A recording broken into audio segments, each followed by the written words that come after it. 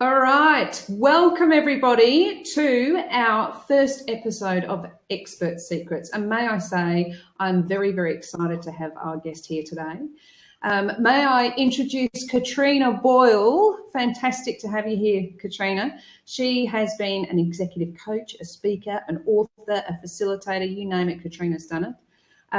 So without further ado, I'm going to pass over to Katrina to let her introduce herself and tell you all the things that she's been up to. Katrina, welcome. Thank you, Tina. It's great to be here today to support all of your new leaders. So a little bit about what I do. As you mentioned, I do work as an executive coach. I also work as a consultant, mostly around change. So I work with lots of leaders, both new and experienced leaders.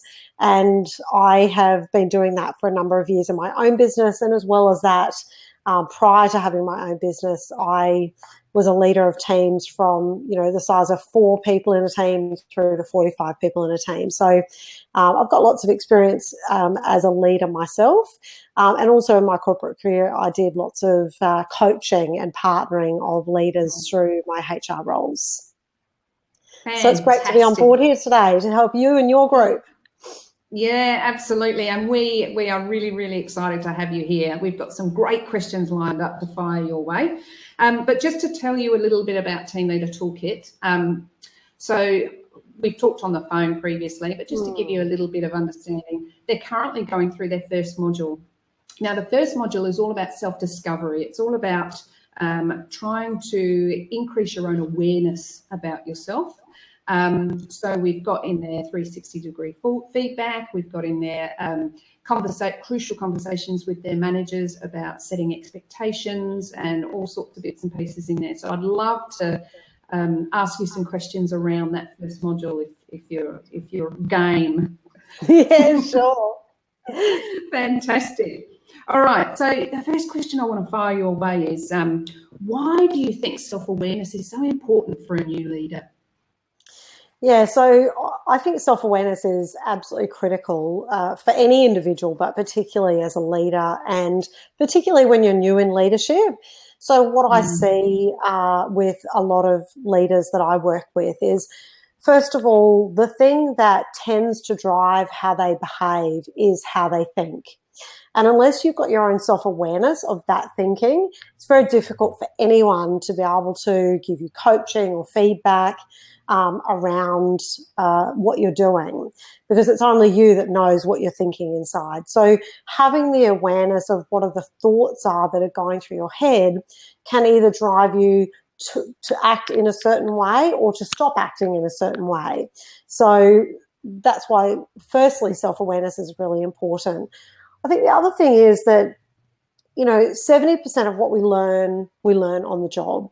So if we can actually have awareness of how we're applying the skills that we're learning. So your people are learning a wonderful amount of information through this program. And then they're going to take it and apply it on the job.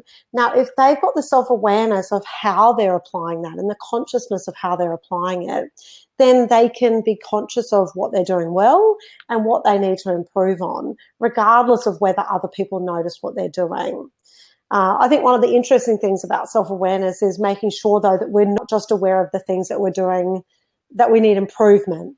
We've got to be aware of the things that we do well as the things that we need to improve on. Because often when we're in a new environment and, things feel a bit clunky in a new leadership role, we start to focus on the things that we're not so good at. So self-awareness helps us to focus on progress and the baby steps that we're making towards our goals, not just, the things that we're not doing so well. Yeah, fantastic. Yeah, absolutely. And I think that's what we're trying to make people aware of as they're going through these modules, is how that level of importance of not only knowing where their gaps might be, but knowing where their strengths are so they can leverage off those as well. So fantastic. Yeah. So through this journey, some of our leaders have found the 360 feedback tool to be quite confronting. And so what are your thoughts on not only 360-degree feedback, but what the benefits are from that? Yeah, so look, there's a saying that goes that feedback is a gift.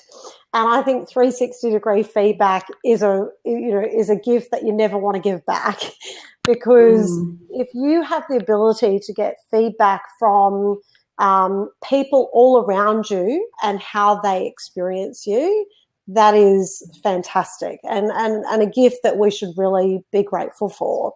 I think the reason why 360-degree feedback is really important is that, and you've heard of this concept, Tina, around meant, sent, received, is that how we might mean to send a message and how it's sent to someone else might be quite different. And then how someone else receives it could be different again. So if we get 360-degree feedback about how other people experience us, it can help us to determine whether or not what we're trying to do is actually getting through in the way that we are meaning it to. So if we get 360-degree feedback, regardless of whether it's positive or negative, it's beneficial because we can find out whether or not what we're applying is actually working in the way we want it to. So that would be one thing. And then I think, sorry, did I interrupt you then? No, keep going. I think the other great thing about 360-degree feedback, it gives you an opportunity to see things that are unrecognised strengths. So quite often we don't realise something that we're really great at, and other people have the opportunity to tell us.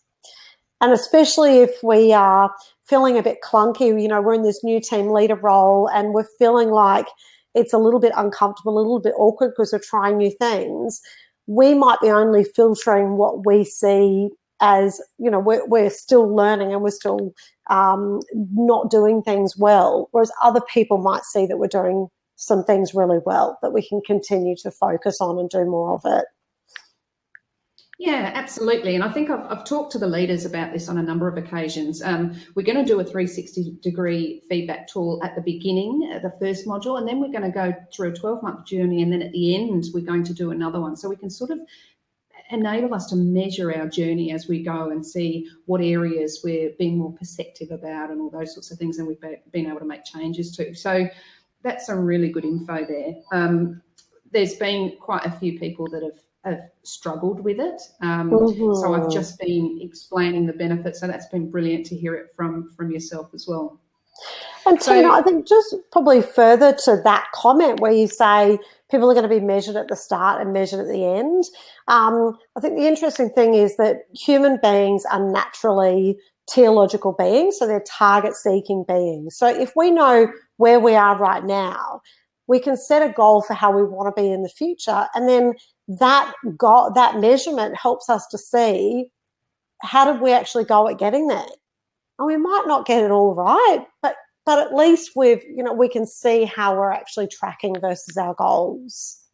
Yeah, absolutely. And I think that ties in because along with 360 feedback and a bit of getting support to take them through that, they go through an action planning sort of activity where they, take the gems from it, whether it's leveraging off strengths or finding opportunities and doing some action planning around that. So that will help set their goals of the future.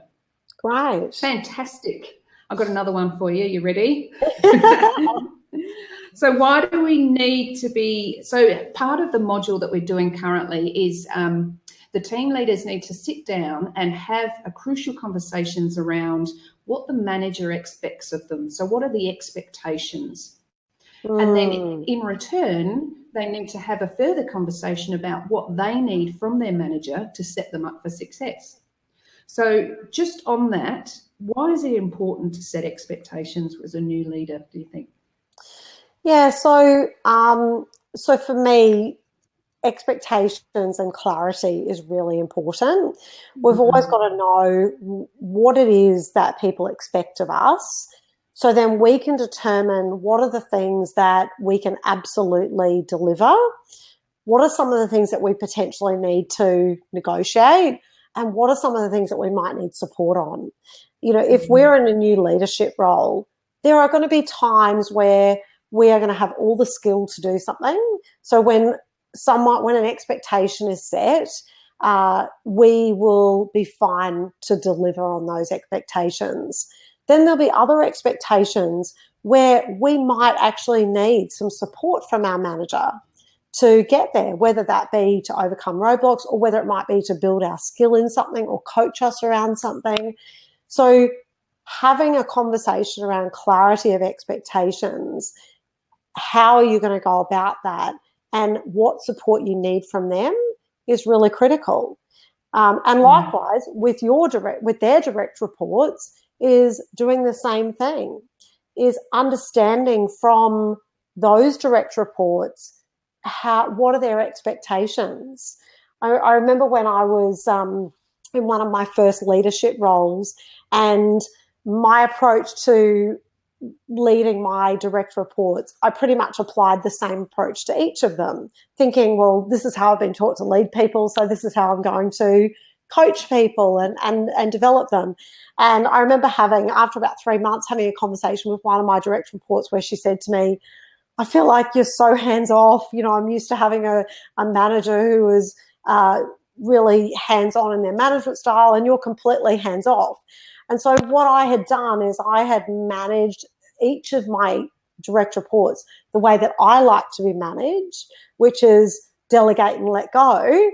And in fact, this particular individual, there were times where she needed me to be closer to her than I was. There was times where she needed me to guide her more or challenge her more, and I wasn't doing that because I was delegating and letting go regardless of the individual.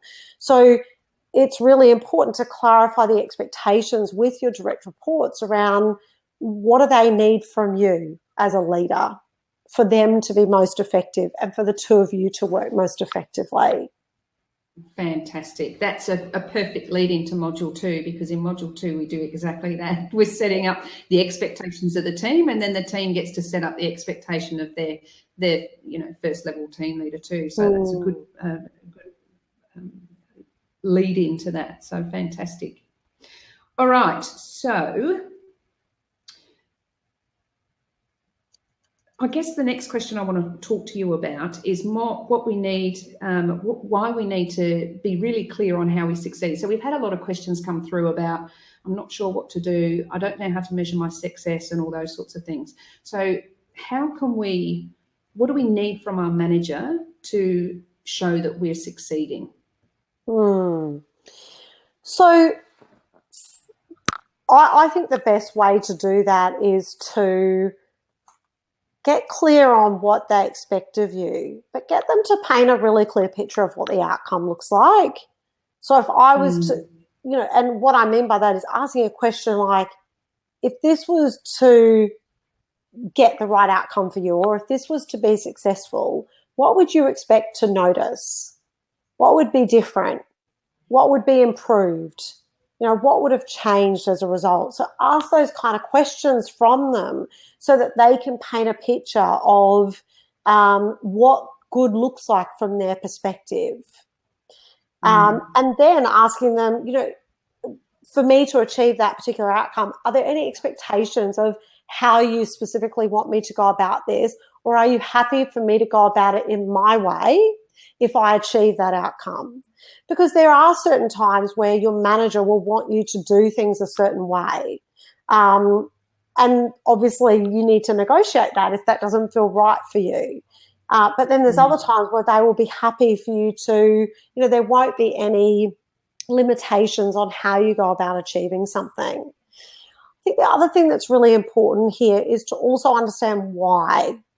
So why do they want you to achieve these expectations? For me, the reason why the why is important is that we talk about people being focused on self-motivated as a goal needing to be something intrinsic. Simon Sinek talks about starting with why. And that's because we as individuals need to be able to take ownership of our goal. Now, the way to take ownership is to make that goal something that you really have a sense of purpose about achieving. So if someone is talking to you about an outcome that they want for you, is clarifying from them why. Why is this important? How does it link to the strategic objectives of the organisation? How's it going to make a difference to the people? What does it mean for my development? Like, ask why. What is in it for them to achieve this, and what's in it for me, so that you can sustain the motivation to achieve it. Absolutely. Great advice. I think that's great practice to not only do with your manager, but then do it with your direct reports as well. Encourage them to have the same conversations with you. Absolutely, absolutely. And that's what we're going to move on to module 2 with. We're going to do a lot of discovering my team. So setting the expectations, working out what they need to help them succeed and what will set them up for success. So I think it's really important to do that. Now, so Team Leader Toolkit has got little bite-sized pieces that we deliver each month, and there's certain activities that need to be completed each month. Some of our team leaders are still finding it quite overwhelming then in that transition from team member to team leader. So this is, leading a team of people, as you know, Katrina, is a whole different skill set than being good at what you do or good at your job. So what would you say to those new transitions that are still finding it quite overwhelming?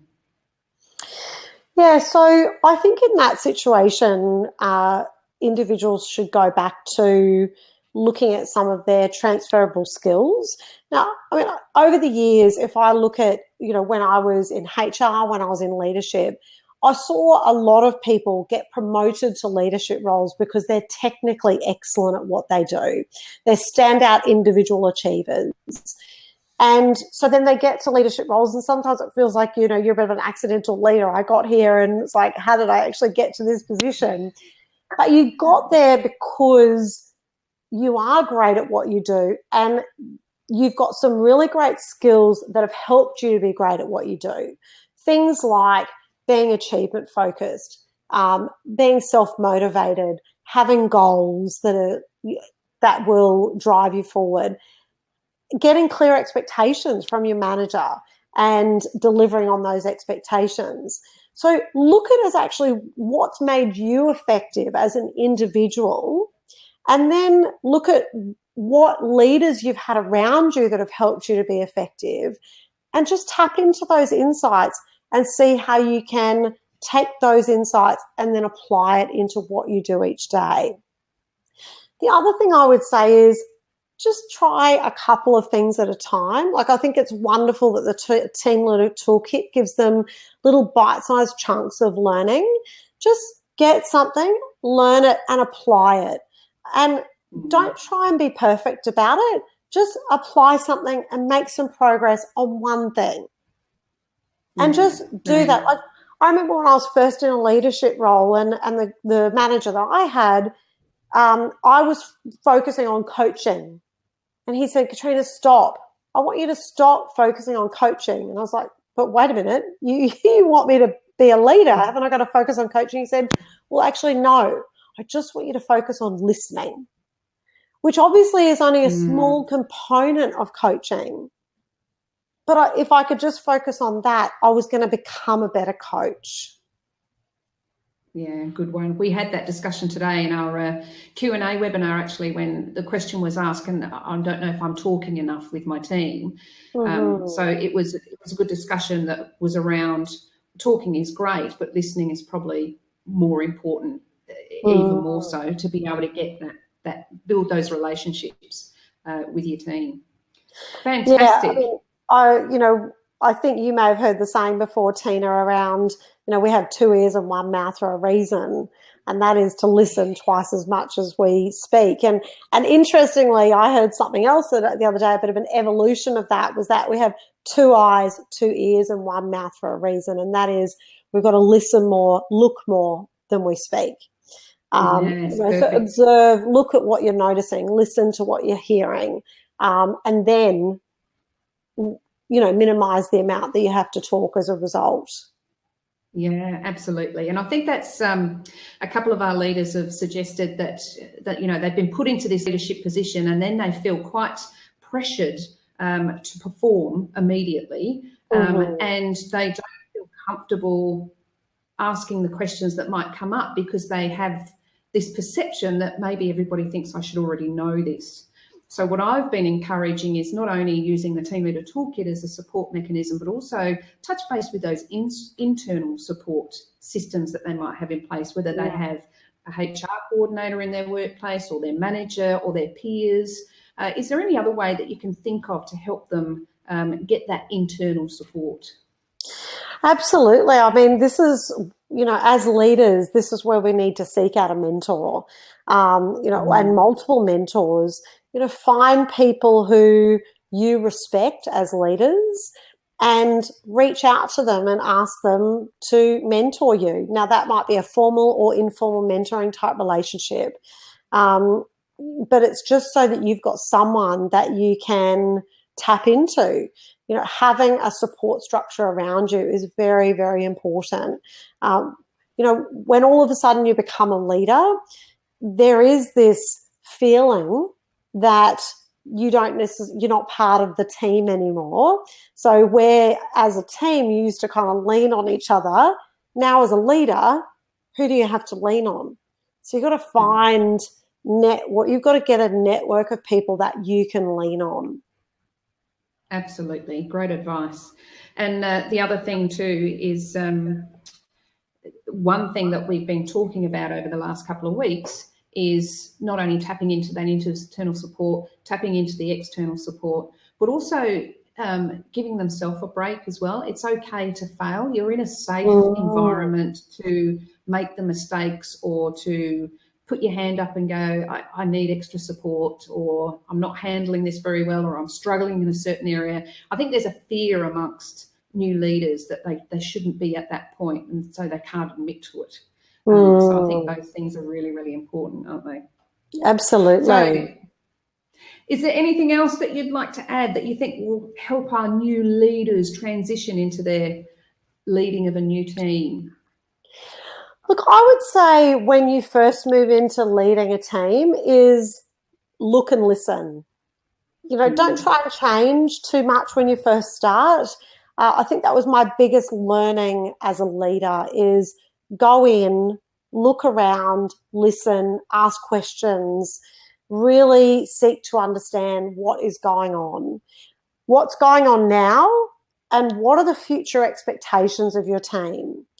And really try and understand that before you go in and make any changes or giving your opinion. Just listen and observe to see what is actually happening.